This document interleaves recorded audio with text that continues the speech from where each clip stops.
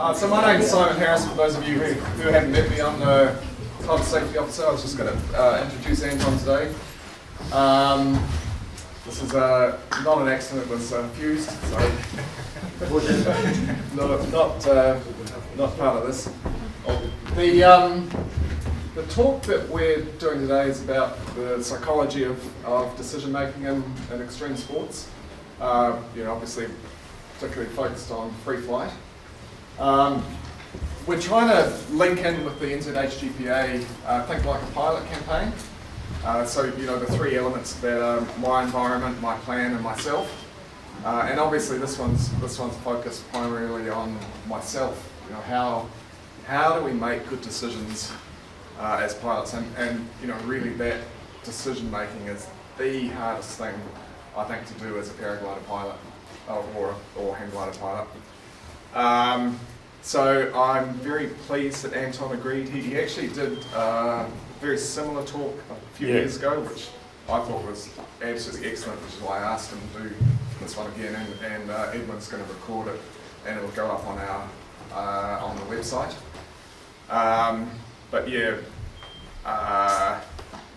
The only thing Anton asked me to say is, do what he says, don't do what he does. Yeah. Very good. Thanks, Anton. Alrighty. Thanks everyone for coming along. Most people here I recognise, there's a few faces I don't, but thanks for coming along. Those of you who don't know me, I'm Anton. I've had quite a long connection with risk, obviously through quite a lot of the sports that I've been engaged in, from paragliding to base jumping to whitewater kayaking and so forth. I've also had a long career as an airline captain, so risk management is obviously a big part of that profession, which kind of has been pretty helpful in overlaying some of the things I've learned about risk. And I'm also a psychologist, and my dissertation when I studied psychology was actually studying the emotional drivers of risk-taking for base jumpers. So on that note, I thought there's a couple of things I might be able to mention. The talk's probably more about recognizing some of the emotional drivers that lead to poor decision making and obviously stupid risk taking as such. And it's being able to recognize those things in ourselves and then be able to step back from that, hopefully. So on that note, this is what intermediate syndrome looks like. And certainly one of the things that we've probably all experienced as paraglider pilots.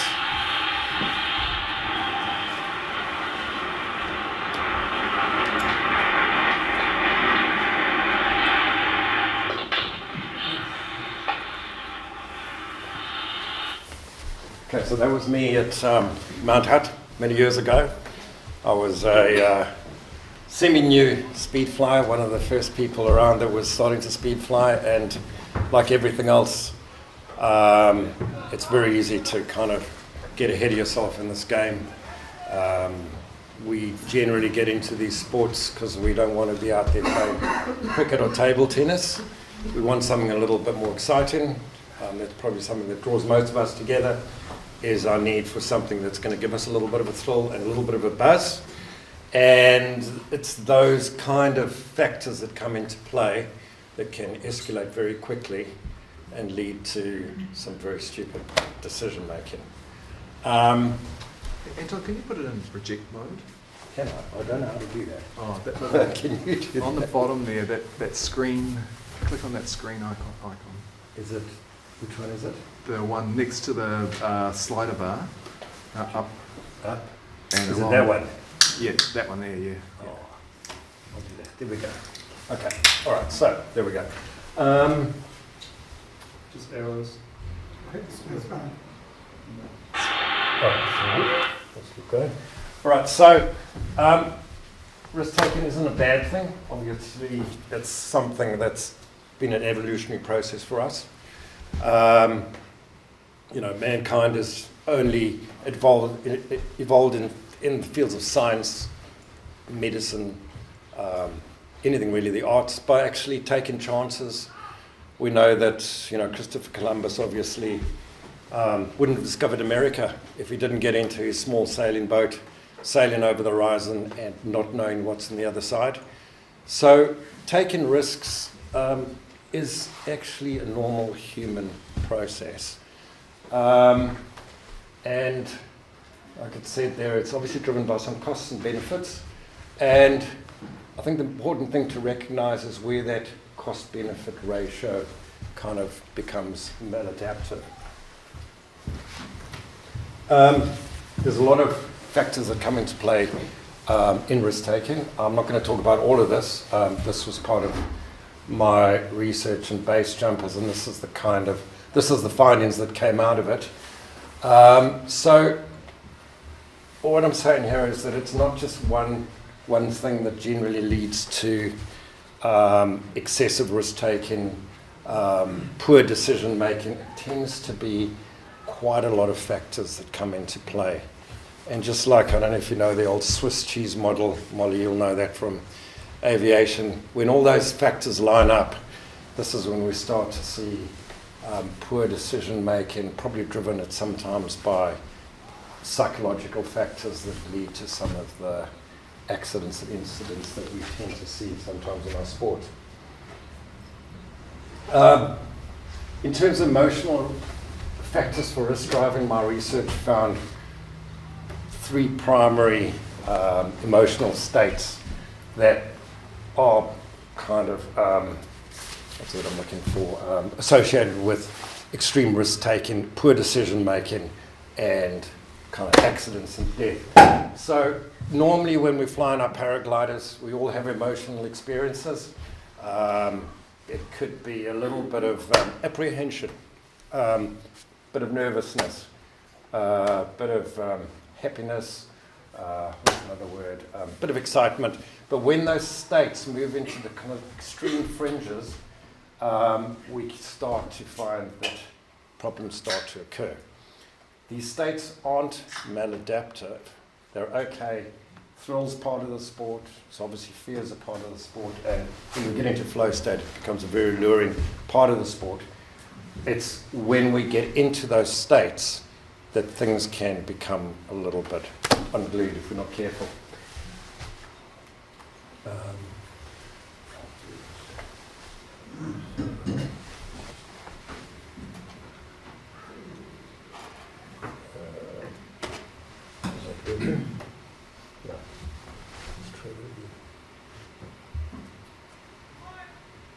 How does this work? There we go. So fear. Sorry. Have we got a... It's playing on yours, but not.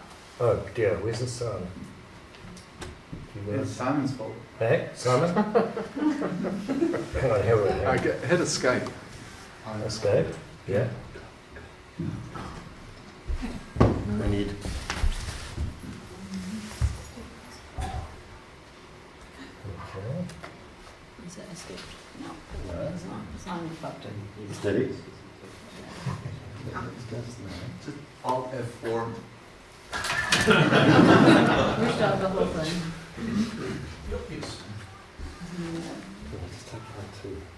Or just throw it outside. Slideshow mode. Yeah, it's already in slideshow. Yeah.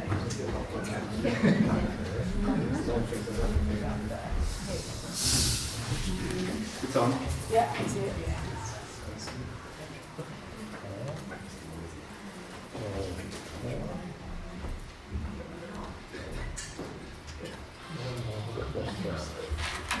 With a plus sign.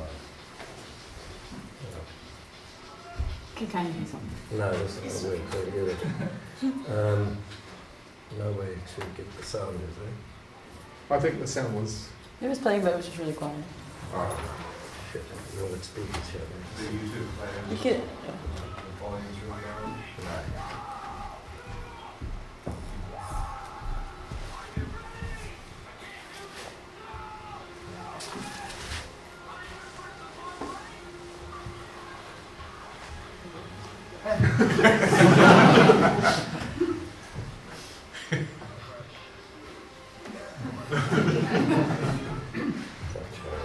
Oops. Here, let's go.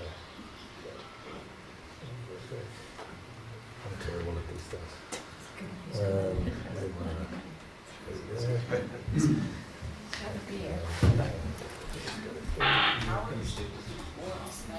Yeah, so there we go. There's a couple of emotional states.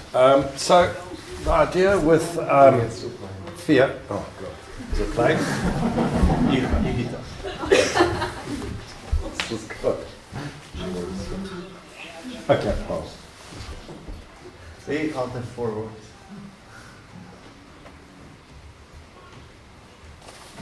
Okay. So obviously, when it comes to extreme sports, fear is probably the main emotional driver. One of the main emotional experiences that comes into play when we're doing these sports, and there's a lot of, from a biological perspective, there's a lot of neurochemicals in our body that come into play. The adrenaline, norepinephrine, growth hormone, endorphins, cortisol. They flood our bloodstream, and they induce this fight or flight response, which is actually a healthy response. If you think back to the days of the old caveman, when the dinosaur walked into his cave, he had two options, which was obviously fight or flight. So it is an adaptive response. And just as I say, it's these neurochemicals actually get released into our prefrontal cortex, and that induces these states of intense focus and concentration. So being in a fear state can be really, really helpful for us to actually cope, particularly with quite stressful situations. The problem is when that fear response, and you can see over here, there's kind of an optimum level that we can get into our fear response. When it gets too high, so we actually get overwhelmed by our fear, our brains, our prefrontal cortex starts to shut down. And what actually happens is in our brain, we've got two areas of our brain. One is the area is called the limbic area. That's our area that drives all our emotions. Things like the amygdala, which is a fight or flight response, occurs in there. And our prefrontal cortex is where we make all our good decision making, where we're able to make good judgment, logical thought processes occur.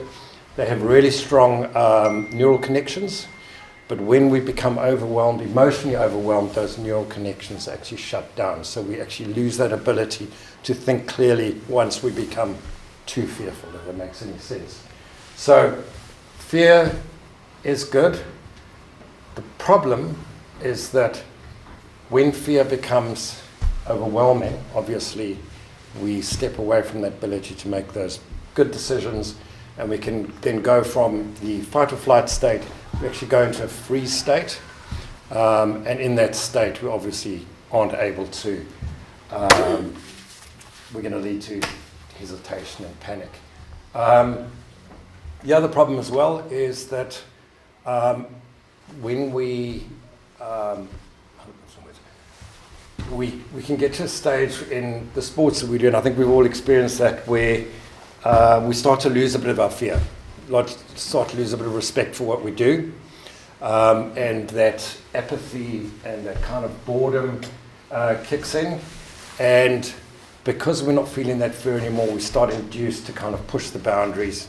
And so what I'm saying is the times when you start to kind of recognize that you don't feel scared anymore for what you're doing, it's probably a time to start thinking and noticing what's going on here. You know, is it that I'm starting to push the boundaries to go and get the thrill, get the thrill up? The take-home message we're saying is listen to the fear. Okay, it's something that does keep you safe. You want to stay in that optimum level, and just like I was saying, is those are the states. Here's this window of tolerance that people operate well in, and when they're in a fear state, but it's an adaptive state. So as I said, you can access both reason and emotion. You're mentally engaged, and your most effective state to manage stress, danger, decision making, that sort of thing. Overwhelmed by fear, obviously, into this hyperarousal state, and sometimes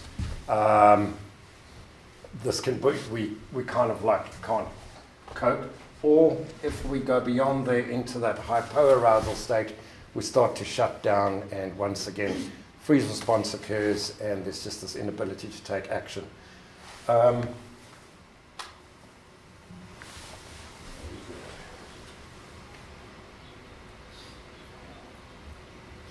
So this is an example of a guy who really, oh God, I only got that, okay.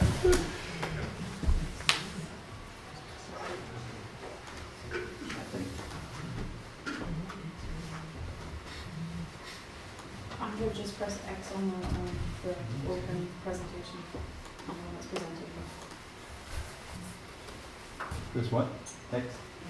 And on the corner, on the tab. No,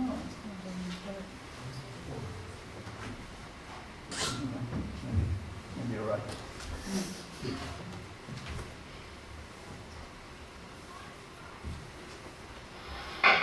There we go.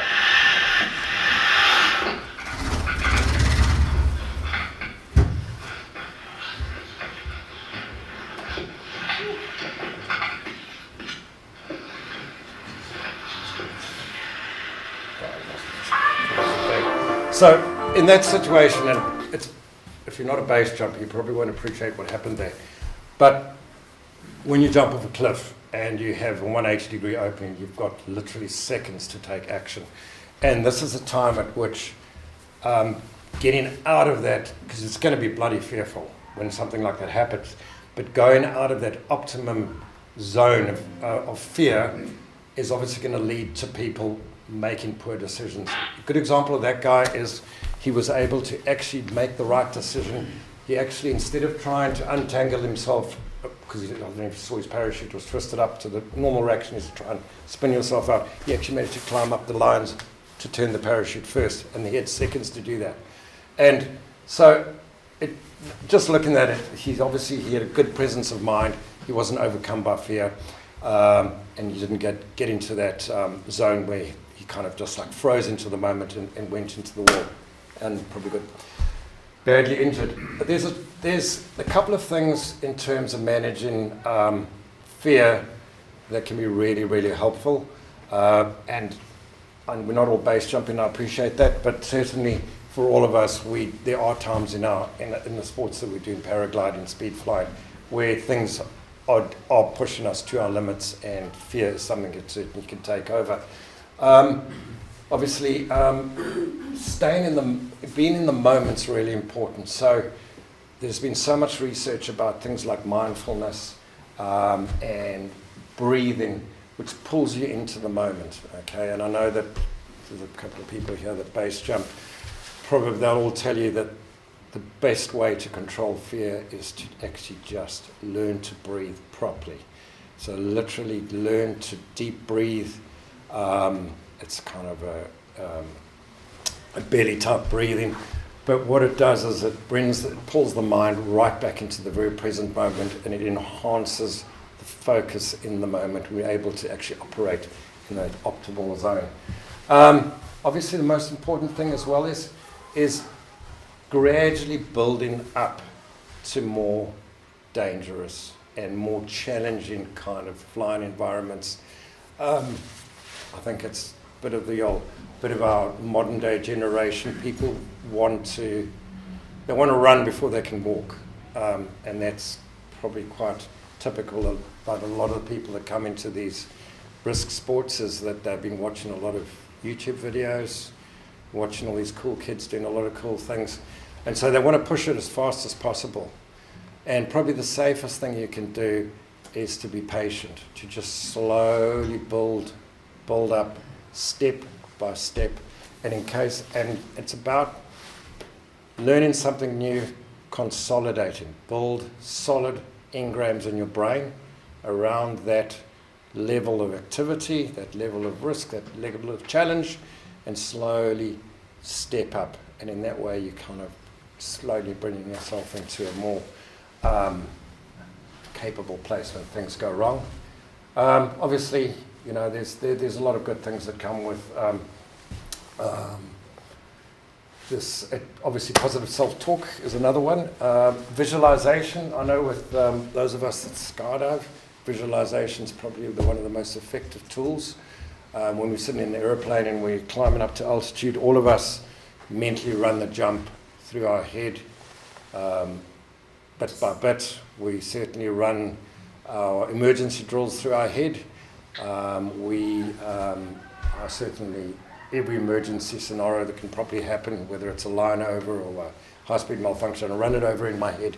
So I've like primed my brain, and that's the most important thing, is priming your brain so it's ready for when that unexpected event that we don't want occurs. And in the same way, you can do it in any of these sports. You know, paragliding, particularly if you're flying in the mountains, it's a good time to run those scenarios over in your head before you get to take off. You know, thinking about things, how I'm going to throw my reserve. There's people that don't know how to throw a reserve properly because they've never thought about it.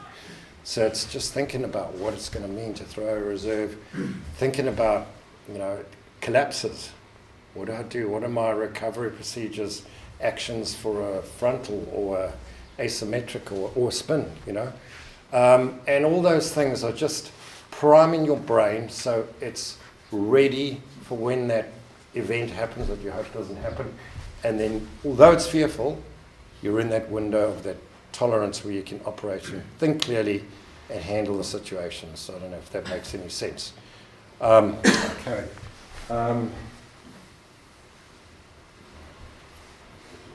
Stupid. Space, I think. Yeah? Space. 3, 2, 1, see ya! Okay, so in that situation, Straight onto it. so in that situation, that was the scariest thing I've ever done in my life, by the way. 1, How do you see ya! stop that? So that was probably the scariest thing I've ever done in my life. That was my first base jump off a solid object. But this is a good example of priming yourself for the jump. And I ran over every single scenario in my head over and over and over again until I had every situation dialed into my head. And it was still scary.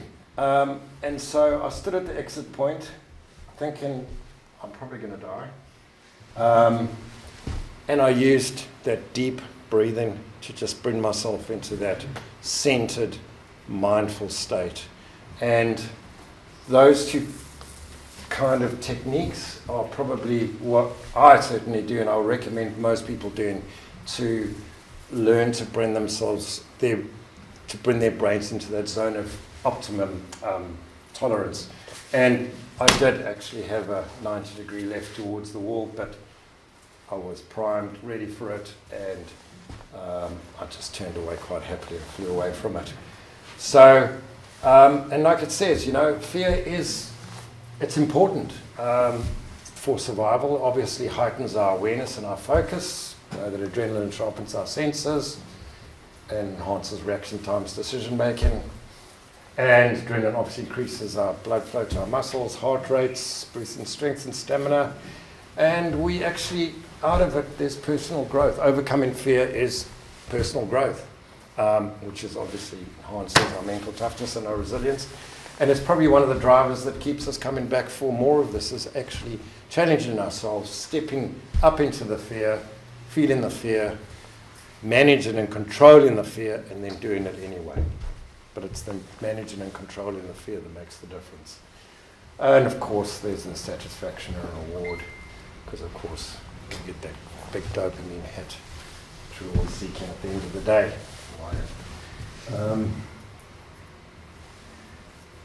Danger is complacency, and for all of us, and paragliding is a really good example of complacency. Complacency tends to occur when we've been doing something for a very, very long time, and particularly if we're doing the same kind of thing quite regularly. I know for my mates here that speed flying the gondola over and over again. It's the same line, done it lots of times. It's the 8th flight of the day. and it's very, very, very easy to become complacent. Probably the biggest killer of people in extreme sport is complacency, and this is where we let our guard down. And here's an example of me being complacent. I've been wingsuiting for quite a while. I've been jumping I just bought a new wingsuit. It was too hot for me. Where are you? I bought your wingsuit. I bought your bloody wingsuit. I didn't have enough jumps. I blame you. Anyway, so I went on this jump, and I'd been jumping a lot in Fiji, and I'd been doing a very different exit from the aircraft. And I went jumping with a couple of other guys in the new position in the aeroplane that I'd never jumped before. I wasn't used to it. And in wingsuiting, probably one of the most dangerous things that can happen is getting into an inverted flat spin. You can very easily black out an inverted flat spin. And even if you don't black out and you deploy your main parachute to recover yourself from the spin, you can end up having a malfunction. And I was very cocksure and thought I was hot shit, and out the door I went, and this happened.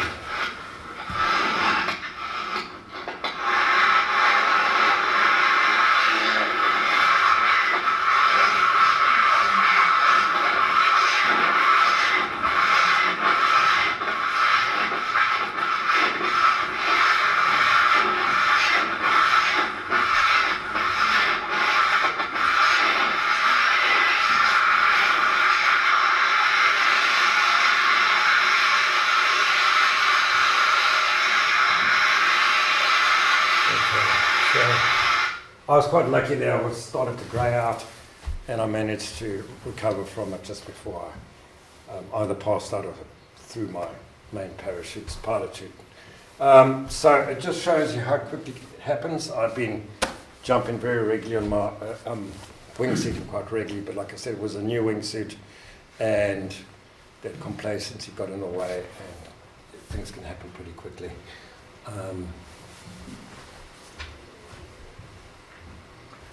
So obviously thrill, this is, like I said, thrill is part of the sports we do.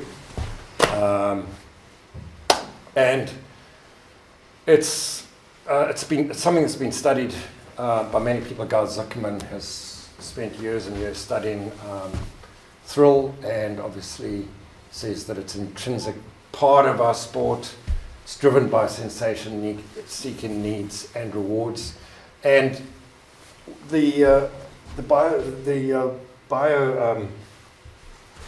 chemistry is really a big dopamine hit. We obviously get these massive a flood of dopamine into places in our brains. There's an area in our brain called the nuclear accumbens, and we obviously get a good flood of dopamine into that. We get endorphins, and these neurochemicals, hormones, they make us feel good. They make us feel really happy. And we start to seek that again. It's obviously a very rewarding and pleasurable experience, and if we have a rewarding, pleasurable experience, our brains learn from that. That experience is reinforced in our brains. In fact, quite strong neural pathways start to develop, new learning starts to occur, and so we start to naturally seek more and more of it because it's pleasurable. And that's what we do as humans. We're out to seek pleasure in many, many different ways, not just extreme sport. It might be through partying, having sex, whatever it is, taking drugs, but this is what happens. The danger with thrill is that the neurochemicals and the pathways that occur in the brain during this are the same pathways that occur when people take drugs. So you can see the danger, taking drugs obviously leads to an addiction. And so when we start getting into extreme sport, we start opening up our brains to the same addiction type pathways. And this is the danger, and this is where the behavior that we enact within the sport is driven by an addictive need that we have within us. And obviously this opens us up to quite a degree of danger. So this is a good example of how this all goes wrong. This is oh, come on. There we go. This is a guy dead corners.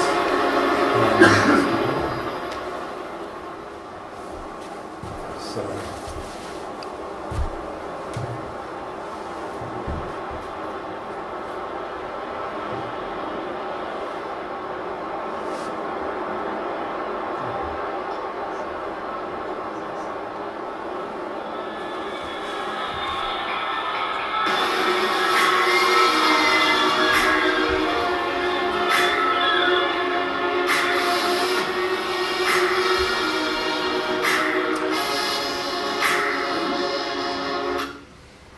okay, so the guy, Deb Corliss, who flew through that hole in the wall in China, and he was pioneering wingsuiting some years back, and his, I suppose, his risk-taking and the things that he was willing to try and achieve were ramping up exponentially, to the point where he decided that he was going to try and learn, he was going to attempt to actually land a wingsuit without a parachute, and was training for that. And I'll come to that in the end.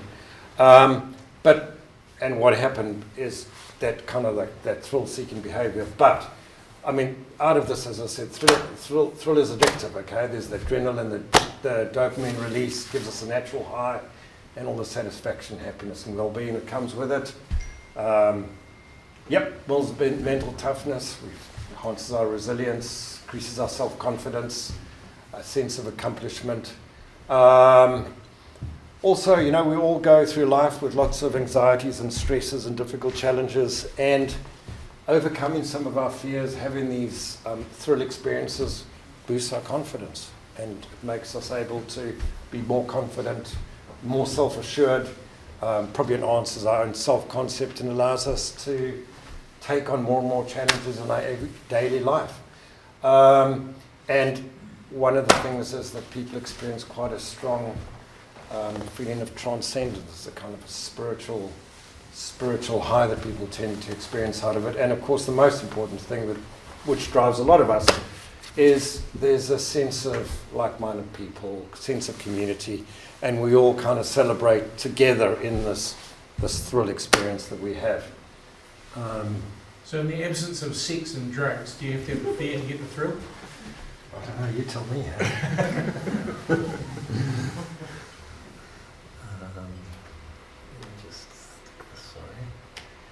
Okay, so the problem with thrill, just like I said, okay, it's just like drug taking, okay. When we start taking on too much thrill and we get in this big high, we get in this big dopamine hit, what happens is habituation occurs. So it's the same as, I don't know, if you do cocaine and you do 2 milligrams of coke, there's going to come a time when you're not going to feel anything anymore. So you're going to have to take, I don't know, you do 4 milligrams of coke, and after a while that doesn't work. So the level of drug taking to get that same reward goes up. And in the same way, that tolerance develops in our brains for risk taking. And that's the pathway that drives us to take more and more risk, is actually because our brains are becoming sensitized to the experience, and to get that same level of thrill that we once experienced long ago, we need to take on more. Okay. Like I said, okay.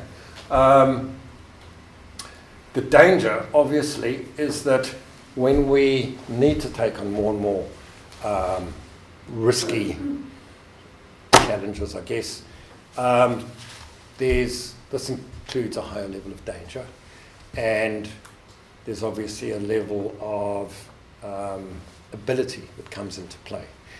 And this is where it's the point, this complexity of what we're taking on, the danger we're taking on to achieve that level of thrill might actually outweigh our ability, our actual ability to perform at that level. And that's kind of where these catastrophic accidents occur. And like I said, never fly at 100%, because we always need to have an escape plan. You know, we can go out there, we can go and do 70, operate at 70% with a back door and out, and we can still have a lot of fun and live to play another day. So this was Jeff as Jed called us, about, I don't know, a year after flying through the hole, and his risk taking had been going up and up and up, and this is eventually what happened.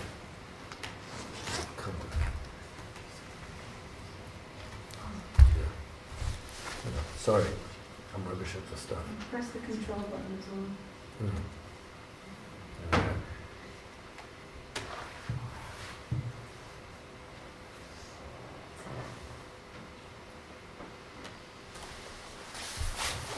So he was practicing hitting balloons, yeah. And so that's what they were doing. They were trying to hit balloons, and he hit the side of the cliff in Table Mountain, and miraculously managed to open his parachute. I don't know how he did that in the time he had available, but he did, and he survived it. So that's a good example of how risk tolerance does exponentially kind of start to accelerate upwards. The thrills we're experiencing, the risk we're taking starts to become normalized, and we start to lose recognition of where we're kind of tipping over the edge. We're taking it a bit too far.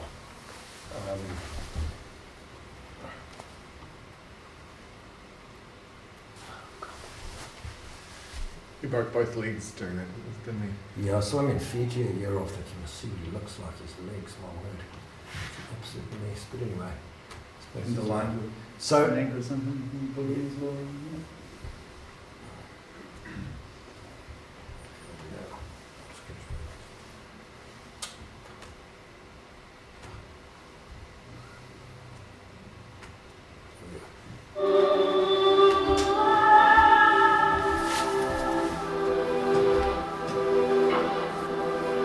If you awaken from this illusion, and you understand that black implies white, self implies other, life implies death, you can feel yourself not as a stranger in the world, not as something here on creation, not as something that has arrived here by birth, but you can begin to feel your own existence as absolute.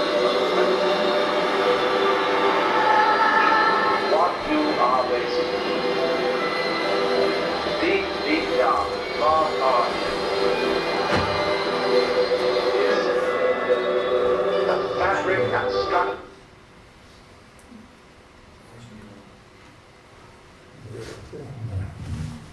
yeah. Okay, so one of the findings that came out of my study with base jumpers was that there's this flow state, and most of you probably know what flow state is.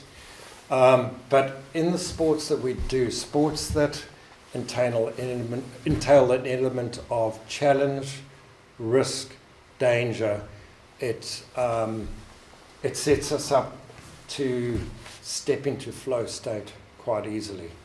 And as it says there, it's a guy, Csikszentmihalyi, who came up with this idea of flow state. It's an optimal experience where nothing else matters, and we get into the state of optimal functioning where performances peak. And we see that in, one of these world-class concert pianists playing a piece, or one of these Olympic gymnasts doing their performance, and they're in that perfect state of performance. And in that state, I'm sure we've all experienced it, probably in the mountains in the weekend, hooking into an awesome thermal, and it's just, you actually get into this state where there's this profound mental clarity, and everything just feels so effortless. At the same time, what happens is that when we get into this state, all those neurotransmitters,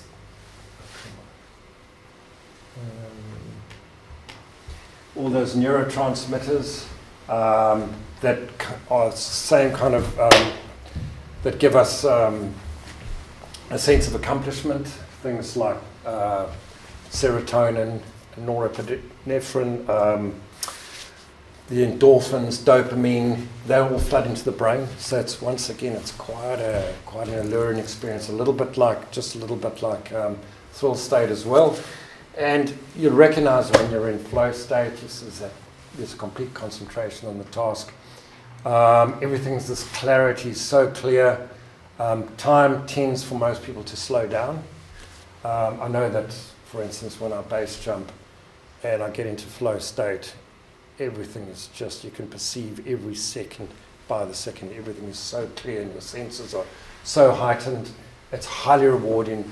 Everything feels effortless. Obviously, the balance between challenge and skills, and it feels like you've got this complete control over the task. And this is an example of kind of. Come on.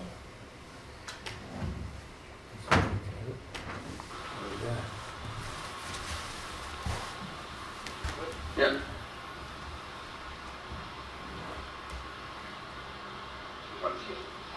Sweet.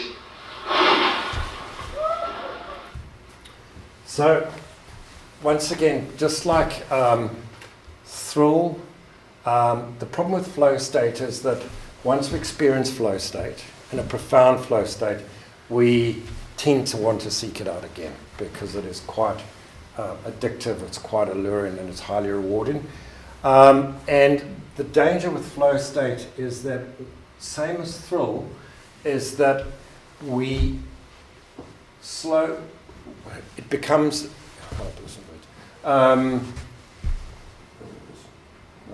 okay, so the problem with flow state is obviously that the balance between the skill and the challenge comes into play. So as we become normalized and sensitized to the experience of thrill, we don't get into flow state anymore. So we need to up the challenge to get into flow state and experience thrill at the same time, this rush, okay, a combination of flow and thrill. And when we're not in the flow state, obviously there's this state of boredom or high state of anxiety if we're outside of flow state when things are beyond our level. Moving up, as we try and stay in that flow state, we start to obviously up the challenge to get the same rewards. And once again, it's that getting to the point where our ability, our skills, our ability to perform at that level is not congruent with the challenge we've set ourselves. And so in trying to seek that flow state, we start to take on more and more risk, more and more danger. It's beyond our abilities, and this is where these catastrophic events occur, and this is where a lot of accidents, particularly in places like wingsuit base jumping, tends to occur, is this seeking flow state, and people doing difficult jumps to stay in flow state, but when it's actually beyond their ability to perform at that level. Okay. We've all seen this video, I'm sure.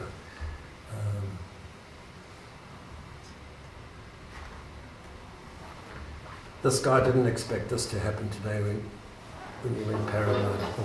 Oh, Righteous anger is when you argued about something and you compromised.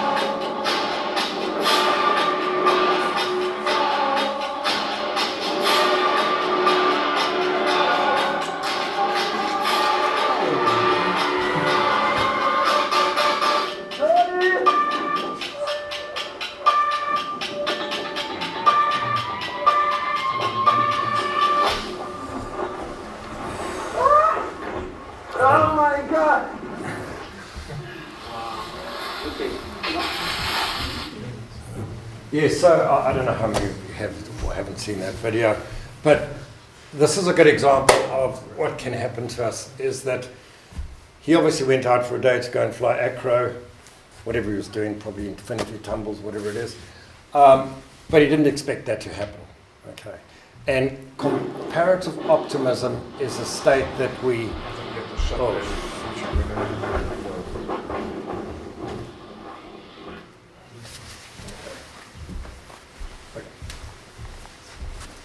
Okay, so we all suffer from comparative optimism.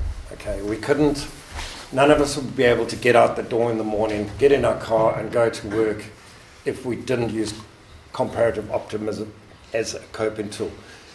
And because we know that cars are dangerous and people die driving cars. Okay, so if we got into such a high state of anxiety that if we got into a car we were going to have an accident and die, we'd never leave home. So we all do this to get by. And as I said, it's a belief that negative events are more likely to happen to others and positive events are more likely to happen to us. So we use comparative optimism as a kind of a coping tool.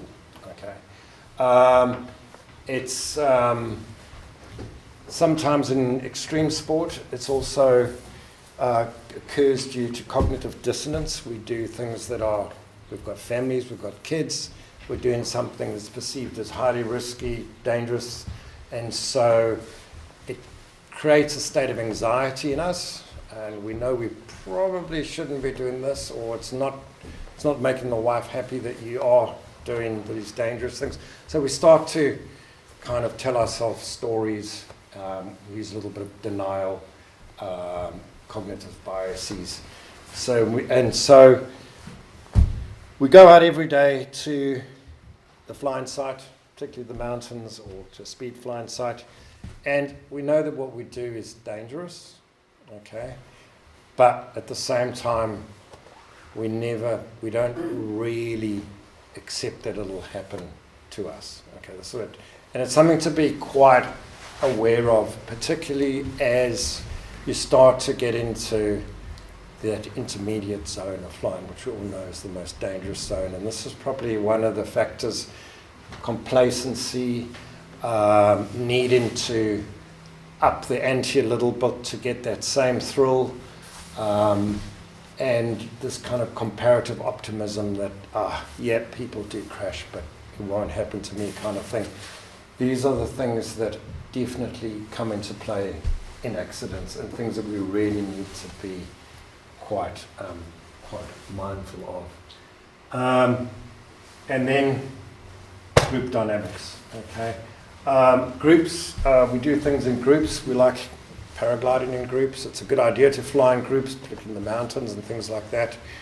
It's a much safer thing to do, but groups can be dangerous as well. The groups can kind of develop a life of their own. And we get this thing that occurs called groupthink. And what happens is the desire to maintain the group harmony or the sort of group consensus leads to a conformity, okay? But at the same time, it doesn't always mean that it leads to good decision making.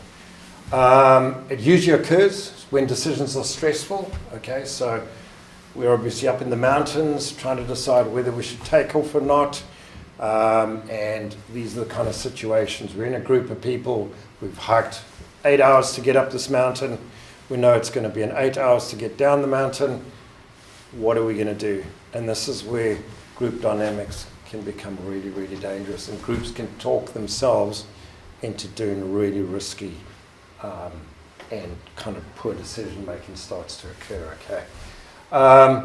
And just some of the characteristics is that illusion of invulnerability, a bit of the old comparative optimism happening against that sense of overconfidence. Illusion that there's that illusion of unanimity, everyone's in it together.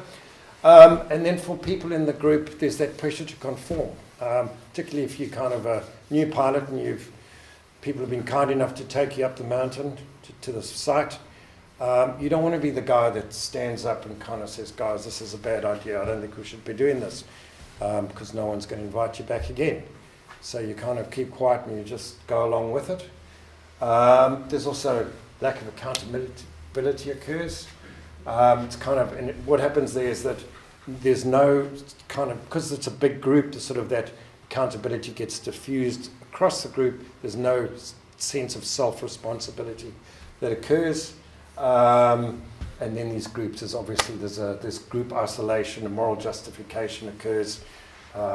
Groups where people start to perceive there's a specialness to their groups. We are cool base jumpers, speed flyers, or whatever it is, something special. And this is a good example of how groupthink can go really, really wrong. This was in the States at Ponce Piron Bridge, and a bunch of people decided they were going to do a mass exit, a mass jump here. And of course, when you've got a lot of people jumping off a bridge like that, you can't open the parachutes all at the same time because there's going to be accidents. So you've got to stagger your opening heights. And this is kind of how group dynamics can go really, really wrong.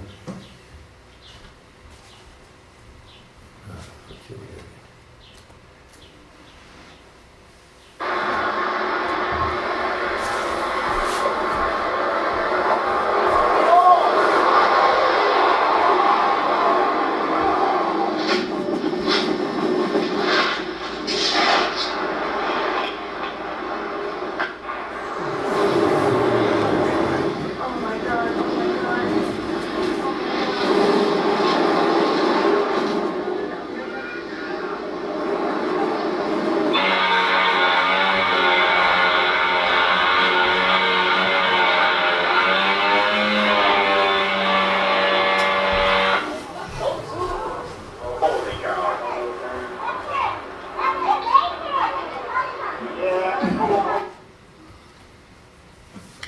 And just to point that out, it's not just unique to extreme sport. The space shuttle disaster was a really good example of that, where I don't know if anyone knows what happened there when it blew up, but there was tiles that were defective on the space shuttle's outer coating. They knew they were defective, and there was pressure to launch. They'd gotten away with one or two tiles being defective, and they then had more defective tiles, and as a group they kind of got to this unhealthy consensus that it'll just be okay. And obviously the space shuttle blew up. So obviously when in doubt, okay, and it's hard to be the one to speak out, be the one to speak out. Okay, no one's going to thank you when they're in a wheelchair or in the pine box because you didn't stop them doing something dumb. Foster amongst our groups a culture of open communication, encourage people independent thinking to speak out. Structured decision-making techniques, there's a lot of that, but there's always brainstorm. Let everyone have their say and come to a group consensus based on that. And it's important to reflect and debrief what went right, what went wrong, how can we do better next time, and that promotes good group harmony, good group risk management. Normalization of deviance. Obviously, we start to, particularly in the sports we do, it is a risk. We've taken a lot of risk, and we kind of get away with it quite a lot of the time, and so the things that we do, the risks that we take start to just become normalized and okay. And so we stop recognizing that the thing we're doing is actually bloody dangerous. So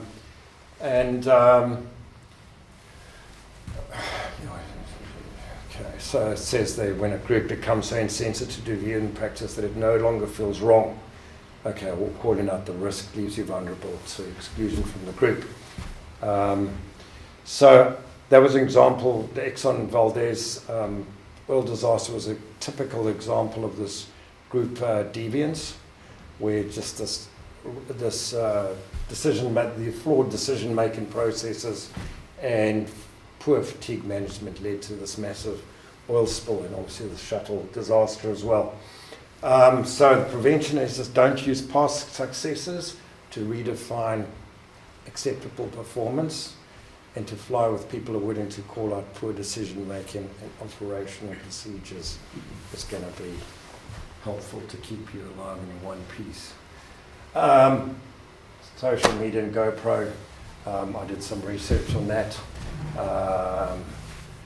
It was called what was my research? It was the influence of social media on risk-taking behavior in extreme sport. And this is the stuff that I found out, was that obviously from the research it came out that dysfunctional, attentional seeking behavior, the need for social media likes, drives our decision making when we put a camera on our heads, and when we're then obviously going to be posting things onto social media and people are going to like and comment. It feeds our egos. Okay. It also promotes unrealistic standards. So when we, somebody doing something risky very quickly becomes boring. When we first saw people flying down the side of a mountain on a speed wing, just zooming down, flattened level, that was exciting. Wow, look at that guy going fast and low down a mountain. And it became boring. So then we started doing barrel rolls. Or another good example is base jumping. When they invented wingsuits, they were actually invented to fly away from mountains, to get a lot of separation before people opened their parachutes, so we couldn't have cliff strikes. But that became boring, so people started flying down the cliffs. And then that became boring, so people started contour flying low to the ground. So the problem here is that to get those likes, to get the recognition and the noticing on these social media platforms, we're kind of forced to push the limits of what we're doing every time. And of course, impaired judgment to the focus on the content. We're so focused on performing for the camera when we put that camera on our heads that we kind of start to prioritize that like spectacular performance over actually being safe. And I know I've done that a number of times on my mountain bike down a hill and ended up in a pile of bones. So yeah, there's that increased competitive pressure, and of course distractions. This having this camera on our heads, there is a narrowing of focus. We start to focus, hey, is my GoPro on, instead of actually having a broader focus what's going on around us. And performing, like I said, performing for the camera and the audience is setting us up for some really, really dangerous things to occur. Like this guy over here is definitely performing for his camera. And has lost all kind of risk perception of danger, rather. Sorry. We found a way to grow game changers. Look, stretch as I'm doing my racket. It's gonna be a good one. I was see down there. 3, 2, 1, GG.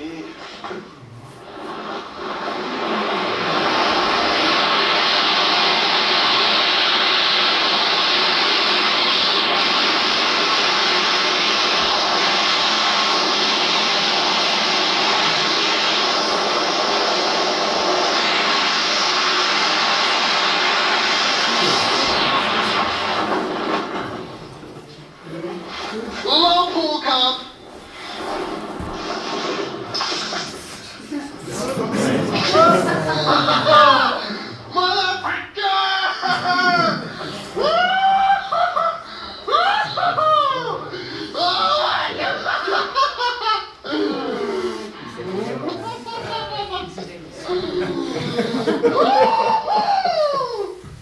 Okay, so that guy's the Walking Dead. He just doesn't know it. Eh? That's a typical performance where GoPro's got in the way of safety.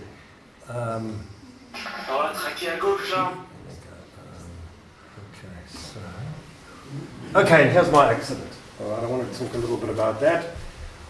It's quite apt that we got the talk right here, because just above me is the gondola, and there's a big dent in the ground somewhere halfway down the gondola where I impacted. Now, I've been obviously, how old was I? I was 16 years old, and I'm old now, very, very old. I was 16 years old and I started skydiving, and my whole life has been taken up with doing some kind of extreme sport or another. So I've had a lifetime of it.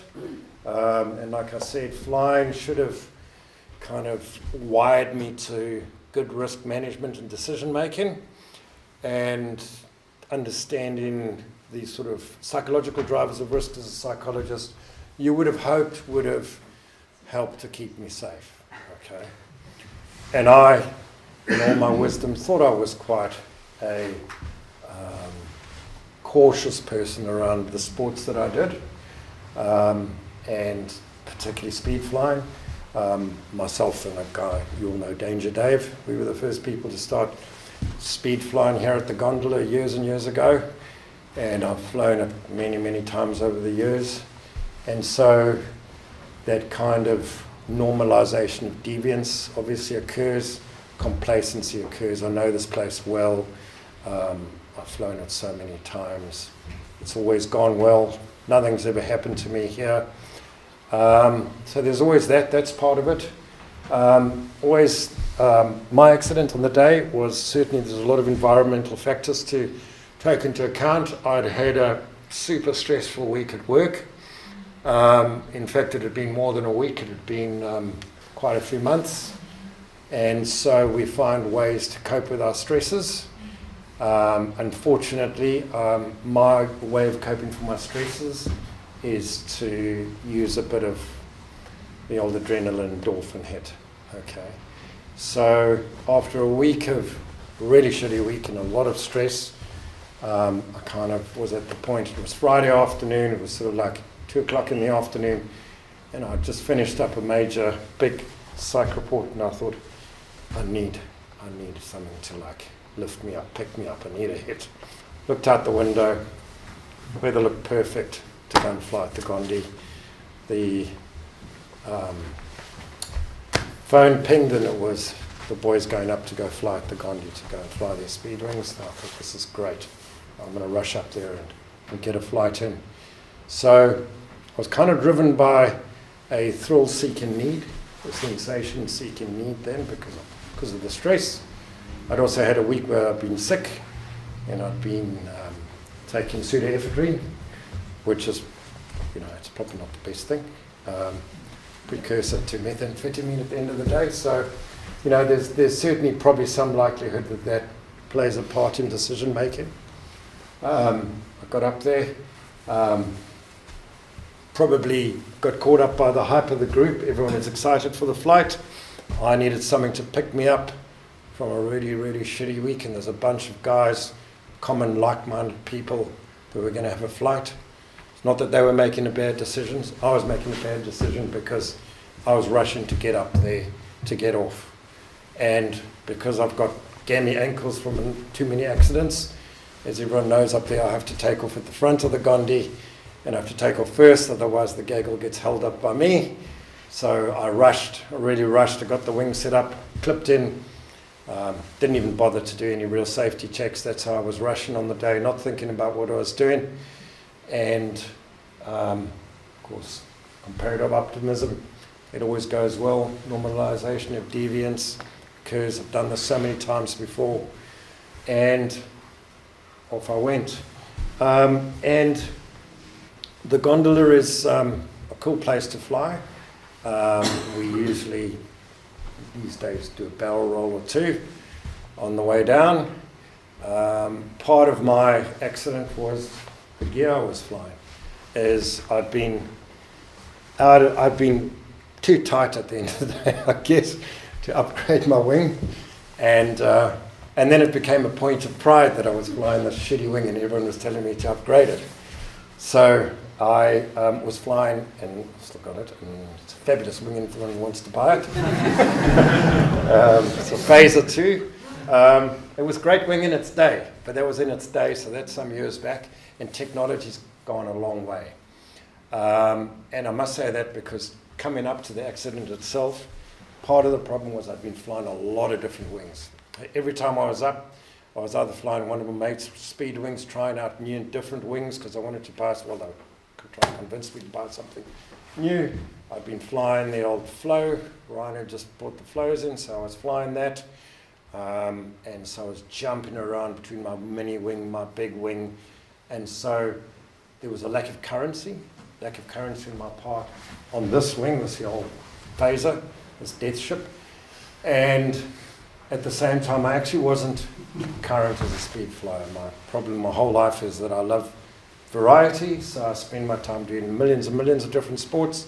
So I'm a master, a jack of all trades and a master of nothing. So I wasn't really that current speed flying at the time. I'm not saying I wasn't uncurrent, but I wasn't as sharp as I could have been.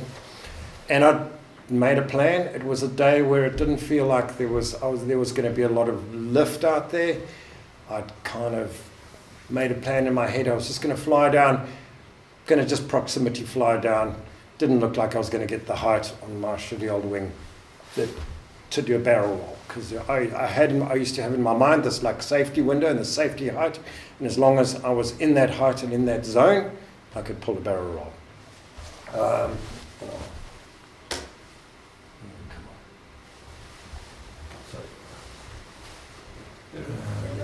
There again.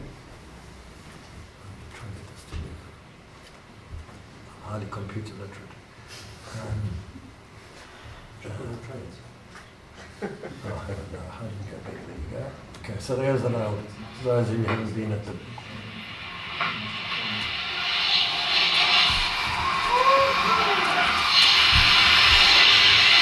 This isn't a crash, but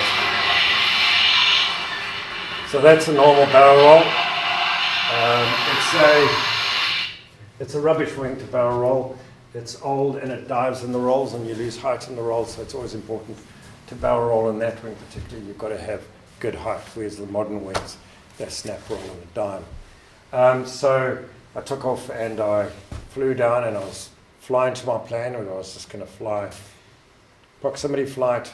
We weren't going to have the height to get any to do anything special, and once I passed that point, we know the guys that fly thermal here at the Gondi, there's that trigger point down the ridge right at the end where you can get really cool thermals that come off there. It's a kind of like good last thermal to catch before you bum out here. And as I passed that point, I must have hit a thermal release, but my wing rocketed up and I just climbed. And in that moment, everything I knew about risk taking, all my knowledge on risk management, all went out the window.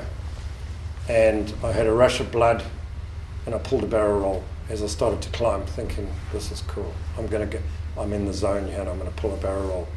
And I wasn't at the right height to pull a barrel roll. And so I barrel rolled myself into the ground. The only thing that saved me, I think, is that I used to be in the military and I was trained to be a paratrooper, and they taught us how to land with little round parachutes and smash into the ground and survive. And I did exactly that, and I hit the ground and bounced and hit again, and I think that's when I broke myself pretty badly. And I must say I'm very, very lucky to be alive. As I came through the barrel roll, the ground rushed up at me and my last thought was, I'm dead. I was going that fast and I didn't die. I'm very lucky I didn't break my pelvis or burst my spleen. That would have been bad, but I've got away with it. I got away with broken ribs, fractured vertebrae, a very badly broken humerus that's been a nightmare to get repaired and still isn't better, and I ruptured my adrenal glands. So I was lucky. And I think the take-home message from all of that is that accidents can and will occur in the sports that we do. Okay, this isn't table tennis. This carrying out and taking off into the sky doesn't, because we do it so much, it seems kind of like a normalized thing. A lot of people fly. On a day at Taylor's, a good day, there's a lot of people out there flying, and so it doesn't seem special anymore. It doesn't seem like it's something fabulous. Not like the first time we flew our paragliding, it was amazing, it was the biggest rush. And so we all get very easily desensitized to what we're doing, and we lose that appreciation for the fact that this is a dangerous thing that we do. And that loss of appreciation and a need probably to recapture that appreciation, because hey, this is why we did it, because we need a little bit of thrill, we want to enjoy ourselves, we need a bit of rush, leads to these drivers that I spoke about, where we kind of start to ramp up and take more and more risk. And the problem is it occurs subconsciously without us being aware of it. Okay, and that's the danger, and that's what I'm trying to say in this message, is that try and be reflective of what's going on for you every time you fly. What are the needs? What are the things that are driving you to be up there on that day? Why are you kind of up there doing it? Yes, so there we go. There's my thank you very much from ACC and all the taxpayers. That's now part of me, which is awesome. And I've got cool words that apparently chicks dig scars, so I'm going to get a lot of girlfriends.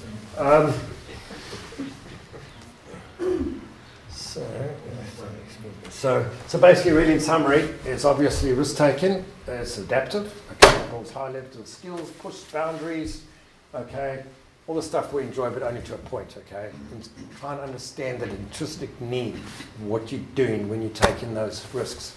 Dangers, are we feeding fragile egos, putting cameras on our heads, social media likes, performing for the group, okay? Attention seeking, as I said. Try and understand that underlying psychological need that you're trying to feed, particularly when you're starting to ramp up your kind of behavior in the sport, your risk-taking in the sport, okay? Be aware of your emotional states, okay?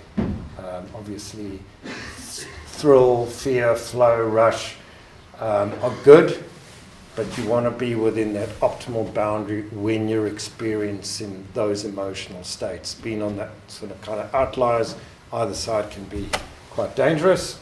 And of course, take the time to reflect about what you're doing, okay? If what you're doing is maladaptive, step back, okay? Put some safety buffers in place, and like I said, and probably the world's best base jumper, a guy called Duke, says, don't run at 100%, run at 70%, you're still having fun. So when you go out there, be honest with yourself, okay? And think about it as the risk-taking you're doing, okay? And most important of all, honestly, mates, don't let mates die. And when you see deviance occurring, speak up. Okay. I mean, on that day, if someone had actually stopped me taking off and said, "You look like a madman on your pseudoephedrine speed, running around like a crazy guy trying to take off ahead of us. Take a breath, sit down and relax and take off last," I would have probably thanked all of them. But nevertheless, they're a good bunch of buggers, because after I crashed, they actually turned up on the side of the mountain. They didn't leave me and go for beers. And they looked after me until the helicopter came there, so I really appreciate it. Those guys did a lot for me. I don't know if anyone got anything out of that, but enjoy what you're doing. We do it because we love it. It's okay to take a little bit of risk. It's okay to dabble in a bit of danger. But at the same time, just recognize the boundaries and where we step in across into that real danger red zone. Okay. Any questions? Yeah. Can I just make a comment? Just on your last comment about speak up if you see something. There's another side to that coin. Is when someone says something to you, take it politely. If he's been flying or she's been flying for 6 months and you've been doing this for 40 years, and they're coming along and telling you something you know, don't be that guy who pushes them down, because that's going to discourage anyone stepping up. So even if you know what you're doing, even if they're out of line, be accepting of that comment. Yeah. That'll build the culture of anyone speaking up and no one taking offense and no one being scared to speak up to a more experienced pilot. Absolutely. because we've all got an ego, and I know it's hard sometimes to get past our own egos. I had a question about your flow state thing. So you're you were presenting the flow state needing additional challenge, but I mean, a lot of sports people try and achieve this flow state because it's you perform at your ultimate peak. Yeah, but they don't always need to take. I mean, presumably athletes, say a gymnast, they've got their routine and they're trying to get into flow state to achieve that routine. What are the things you can do to get that flow state without having to take additional risk on to do it, to get it? You see what I mean? That's a good question. That's actually a very good question. I don't know, because flow state in extreme sport has a different dimension to it, and it is the fact that you kind of always are going to have to. You sort of get to a point where it becomes easy to do, so you don't get into flow state. So you need to just step up to get into flow state. And in our sport, it does lead to that element of risk and danger. Do you need to be in flow state is the question. That's the reality. It's the same as being in those extreme thrill states where you need that serious dopamine or that endorphin hit. Do you need to be in those states to be doing the sport? Because if you have to be in that state to be doing the sport, should you be doing the sport in the first place? Does that make sense? The reasons that you're doing the sport, are they the right reasons, What need are you serving? If sensation seeking and a dopamine hit is all you're trying to get out of these sports, you're going to become a statistic one day, whether it's an accident or death, And that's the reality of these sports. Is maybe that's the take home is maybe we don't always need to be in flow state. It's okay to just be average and be that 70% guy. Every time you go out into the mountains to fly, you don't have to fly further, higher, you know what I mean? You can just be in the mountains and enjoy it for the sake of being there, being in the environment, having different reasons for doing the sport rather than meeting that like emotional drive for the thrill, the sensation, the dopamine hit. Yeah. Anyone else? Cool. Alrighty. Cool. Thanks, guys.